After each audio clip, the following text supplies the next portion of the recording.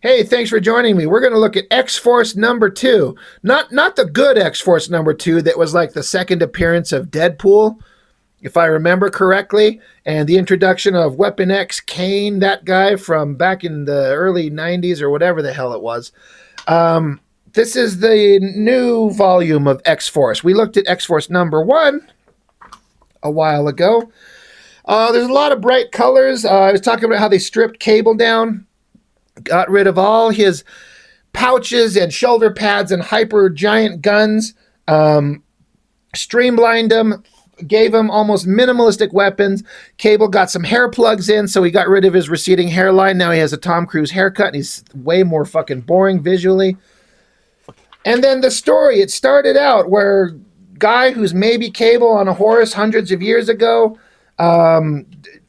doing a thing, fighting a monster. There's a giant evil monster threat from ancient times that's going to come into modern times, and it's going to be the biggest, scariest threat in the history of ever, and the biggest threat the world's ever seen, and the biggest threat the X family, X-Men, X-Force, X-Factor, it's the biggest threat they've ever seen. And as soon as Liefeld is done with this book, it's never mentioned or remembered or brought up ever again, so who fucking cares? I was talking about Liefeld's kind of organic pencils. I don't usually like pencils straight to color, but there's something going on in this stuff that kind of I dig. Will that maintain? Maybe. But yeah, ancient Cable or maybe Cable, they run into giant boring lizard monster thing and they have to fight, and then we cut to modern times. You got Cable, he's floating in the air with his weird bare feet, having a little whatever floaty flirty game with Domino. And then of course, as happens in every Liefeld comic, faceless, nameless bad guys, soldiers, in this case red ninjas of some type, show up. So now Domino and Cable got to fight, so they start shooting lasers out of their robotic hands and beating the shit out of ninjas. Domino turns into Franken-Domino. She just turns into a giant, scary, god-awful, weird creature. So you have Franken-Domino, and you have the hunchback of Cable right here, just bent over like he broke his spine. And then the ninjas just vanish and disappear. Of course they do. So now Cable and Domino got to go searching. They run into Shatterstar. He's fighting a bunch of monks or something on the top of a mountain. So jump, kick, stab, punch, stab, murder. Cable and Domino show up. They have some conversations. They have a nice, friendly conversation, and then more ninjas show up. So now we got to jump, fight, stab, kill, scream, punch, flex, scream, kick, punch, and then hold up a stupid dagger and say, "We've got some scary shit we need to do. This is going to be scary. This is really bad. Everything is bad."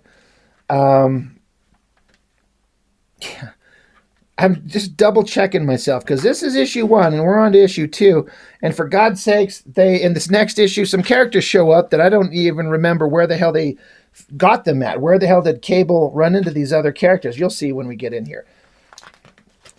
But we start out with the bane of Liefeld's existence, drawing backgrounds and buildings.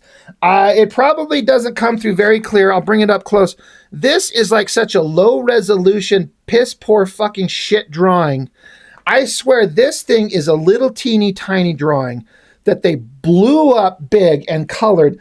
And there's just no time or effort or interest to render anything on this. And it's the most cliche, like that's a barn, I guess. And then I guess this next panel over here, see how the barn suddenly got way wider? It's kind of short and stubby here, but now it's way long here. But it's Cannonball.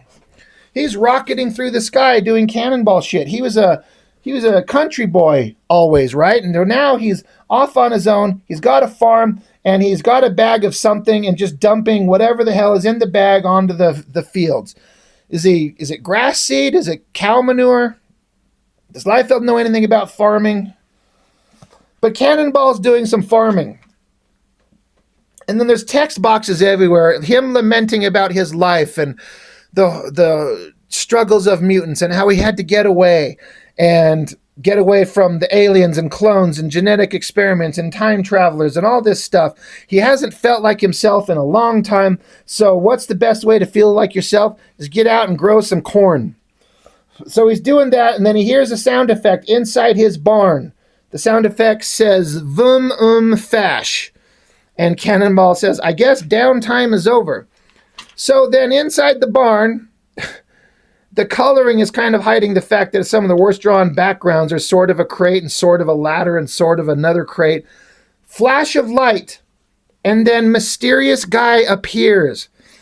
And the text is saying how the first thing he notices is the air smells cleaner, even though it smells like manure.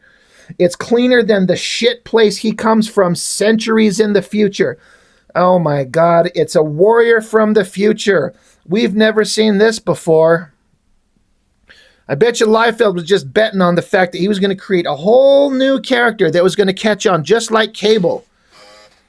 This guy's got cyberpunk hair and a douchebag soul patch and a sumo wrestler's diaper strapped around his face. He's got shoulder pads and pouches and sticks on his back.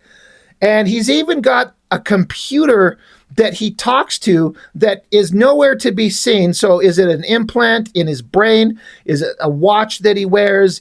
Who the fuck knows? All I know is that he can talk to a computer. You know who else did that? Fucking Cable. But this is Liefeld's got 3 or 4 moves, and that's all he knows, and he just remixes those moves. And Warrior from the Future that talks to a computer is one of those moves. He's like, well, I think I'm in the right place. He's got his douchebag soul patch. I kind of hate him already, and his little nutsack diaper hanging over his ears. Flash of light from behind him. Oh shit, Cannonball busts through the wall. And this guy says, stab his eyes. Is it really the Lionheart? Okay, and Cannonball says, Mr. Normally, I'd ask for name, rank, and serial number, but frankly, my dear, he doesn't give a damn. I just don't care. And so douchebag soul patch guy says, you're younger than I pictured, and that tangle of hair the vids always showed you with a clean top. I didn't come to fight. Well, you at any rate. So cyberpunk soul patch douchebag fades out, so Cannonball blasts through him and goes just rocketing in the distance. I guess busts through the wall on the other side of the barn. I love how Liefeld's interiors of this barn are just drawing a couple of wood poles and then a line coming up this way and a line going that way. And he's like, that's the inside of a barn. Fuck your backgrounds. I ain't drawing them.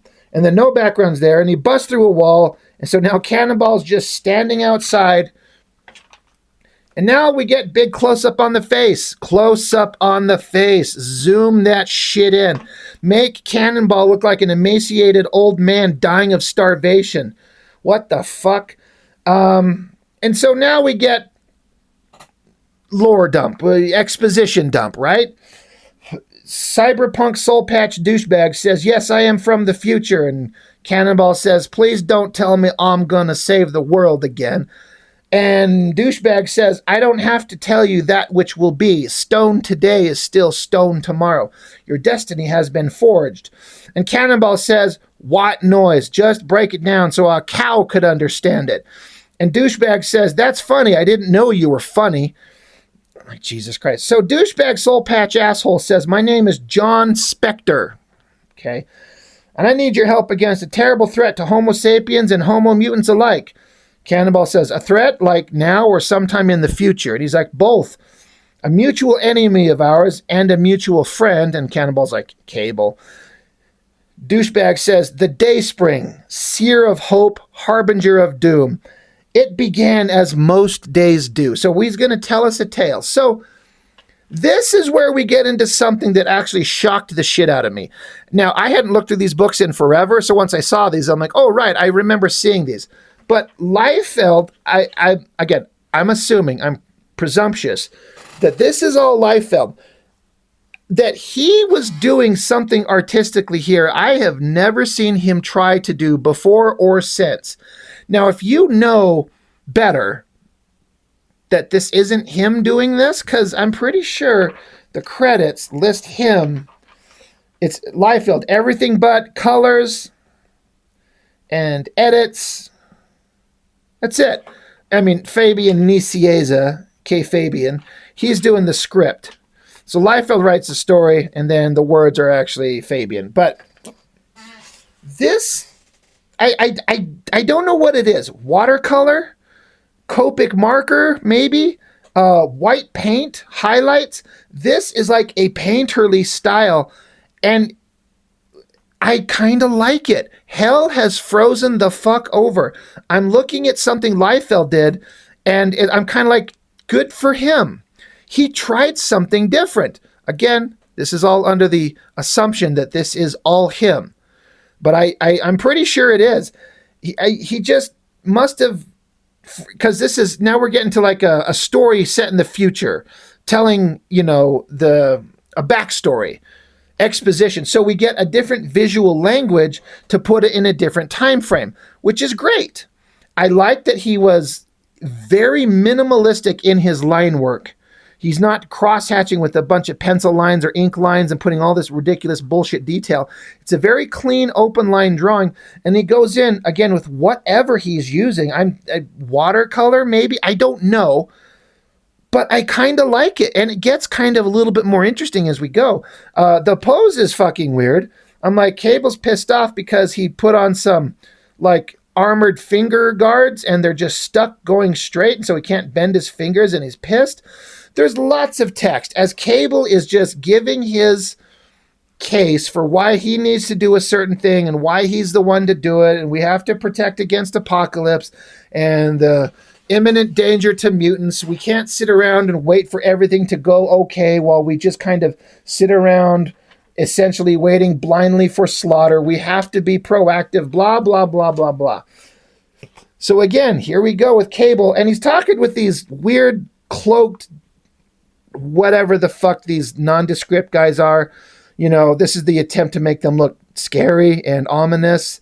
It kind of works, but like, look at this painterly kind of shot of Cable. Let me bring it up close to the camera. Like, look at that.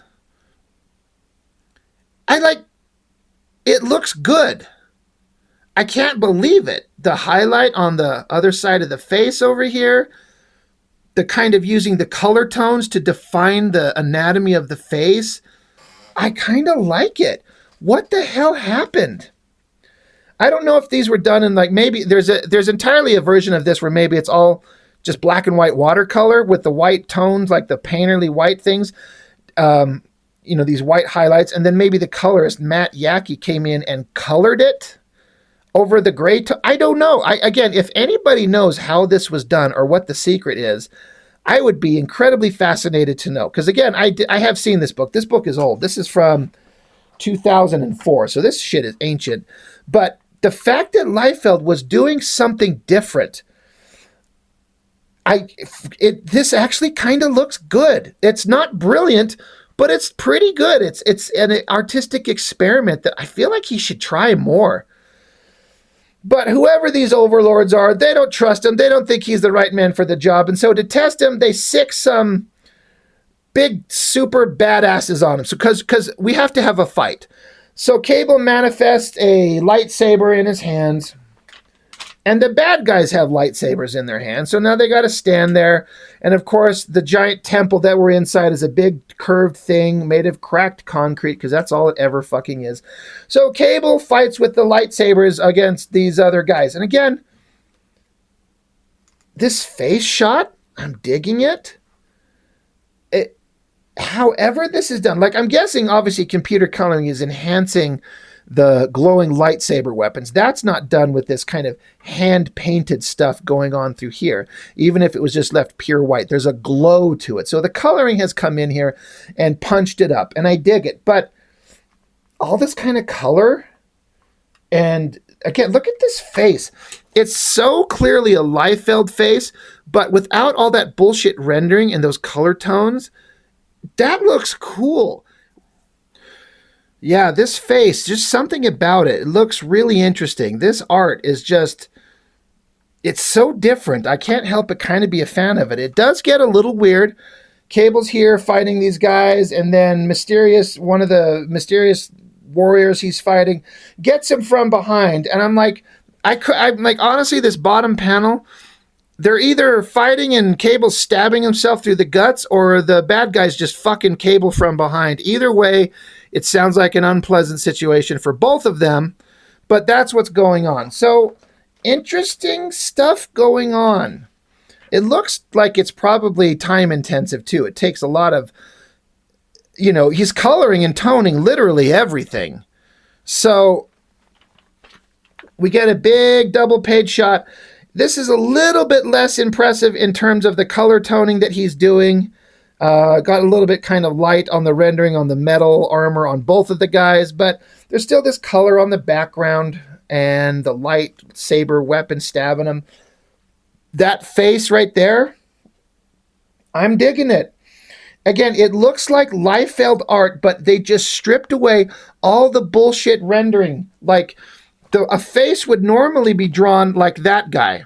And again, I say that face looks kind of good in its own way, but compared to like this, you could see how you take a face and just strip away all this crazy line work and just get down to the simple open line, clean work of it, and then get the coloring in there. And like, it looks cool.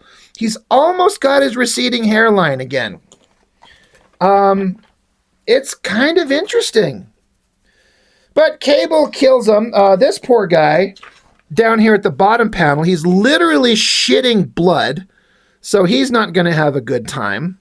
But Cable helps them both out by ripping their heads off and just carries their heads like trophies.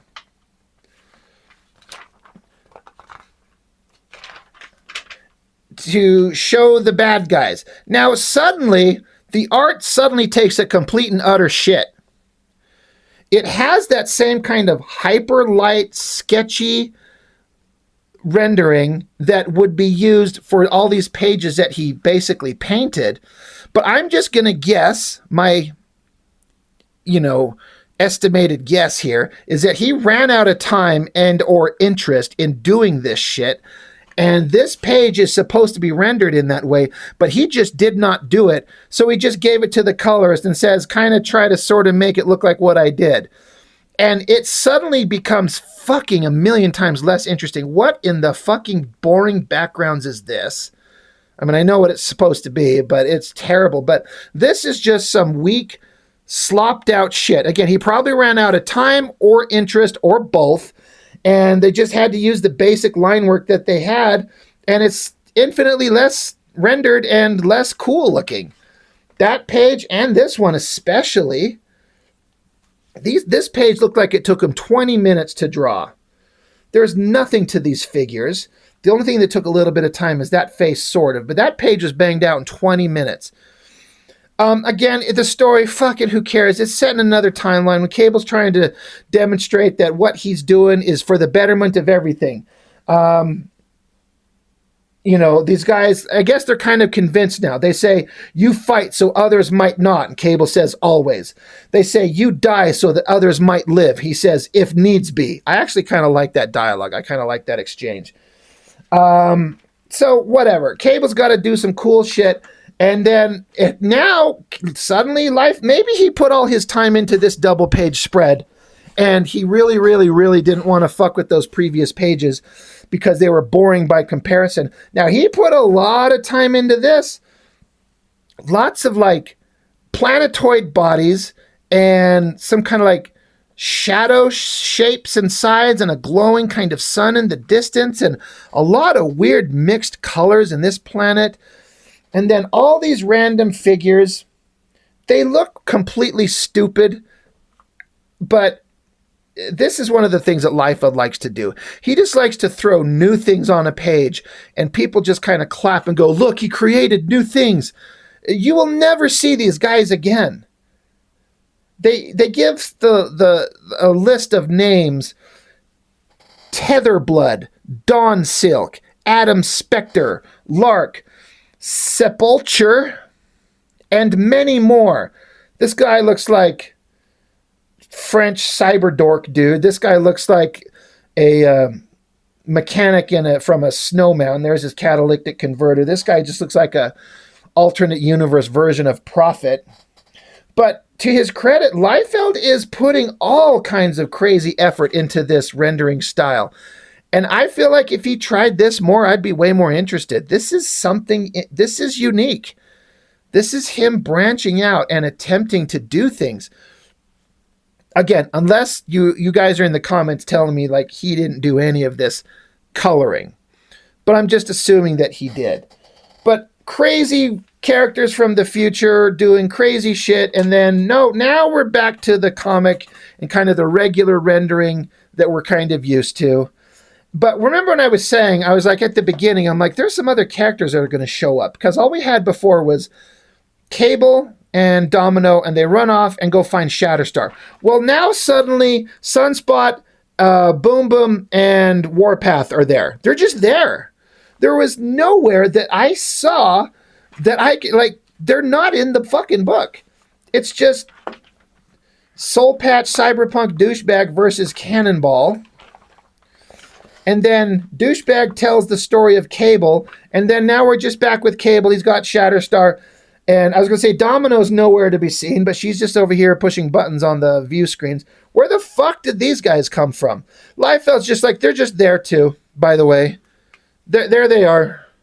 He's like, yeah, they showed up in the story. They're right there. I'm like, okay, this is Liefeld's version of a background. Just make it all black and then just put like a giant fucking something that just goes off infinitely into the background below the perspective line where it should actually stop. There they are. So they talk back and forth about what we're going to do, and Boom Boom, she's like, I don't know if I want to get involved in all this shit again, but you've kind of been good to us before, so maybe we'll go with you this time. And Cable says, this isn't a life choice, it's a mission, and I need people I can trust. You, Warpath, Sunspot, we have a history. History builds the future. Speaking of which... And so again, Domino, who's just showed up for the first time in the comic in just this one panel there and this one panel there. She's like, do you know who this guy is? Because he's already kind of tracked down Cannonball, and he's got, time travel particles all over him. And Cable's like, yeah, his name's John Spector. He's trouble no matter what timeline he's haunting. They're like, well, all right. Well, we need to go find him. We got to go get Cannonball. We got to go interrupt this guy. We got to go do Xforce shit. So, giant splash page of teleportation portal opening up, and off they go. Why is Domino not going? They don't really even say. I bet you she shows up with them in the next book. It's kind of a fine-ish shot. The lack of backgrounds is just laughable. I miss their old costumes. I miss Cable in his classic shit. I definitely 100% miss Shatterstar in his classic original design. Boomer never had a good costume, so this just yellow workout jumpsuit she's wearing is just as good as anything. And Warpath with short hair and a big leather jacket, which is what I guess that is, it's not as interesting as his outfit he used to wear. And then Sunspot, he just turns into the little black shape with Kirby Crackle around him. It's fine. I miss the old designs, but to Liefeld's credit, he moves him into the future. We move on from that. He's like, this isn't them. They're different. Here's a new design. There they are. So they're teleporting away to go start some shit. The end. So it's a really weird mixed bag. It's kind of a poorly told story, but there's sort of ideas there, I guess, but that art, that painted stuff in there, shocking to me that Liefeld had the ability to do something like that.